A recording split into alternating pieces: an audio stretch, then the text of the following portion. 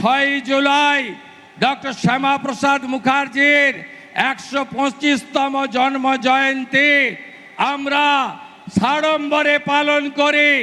আপনাদের সরকার, রাষ্ট্রবাদী সরকার ঠিক করেছে শ্যামাপ্রসাদজির পৈতৃক ভিটা জিরাট আমরা সরকার ক্রয় করে স্মৃতিসৌধ বানাবো, লাইব্রেরি বানাবো, আর কলকাতাতে 125 ফুট উঁচু ডক্টর শ্যামাপ্রসাদ মুখার্জির দণ্ডায়মান মূর্তি স্থাপন করে ডক্টর শ্যামাপ্রসাদ মুখার্জিকে অক্ষয় অমর করে রাখবে আপনাদের সরকার।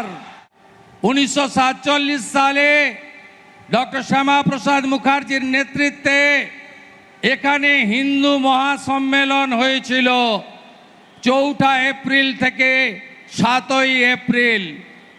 সেই দিন এখানে রেজুলেশন অর্থাৎ সিদ্ধান্ত হয়েছিল যে আমরা পশ্চিমবঙ্গকে ভারতভুক্তি করতে চাই।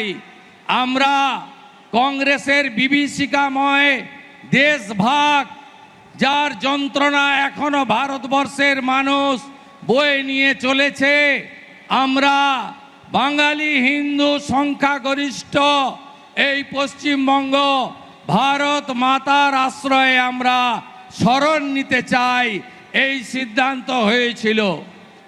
এর আগের কংগ্রেসের সরকার, কমিউনিস্টের সরকার, তৃণমূলের সরকার ডক্টর শ্যামাপ্রসাদ মুখার্জির এই অবদানকে ভুলিয়ে দেওয়ার জন্য পশ্চিমবঙ্গ দিবস সরকারিভাবে পশ্চিমবঙ্গে পালন করেননি।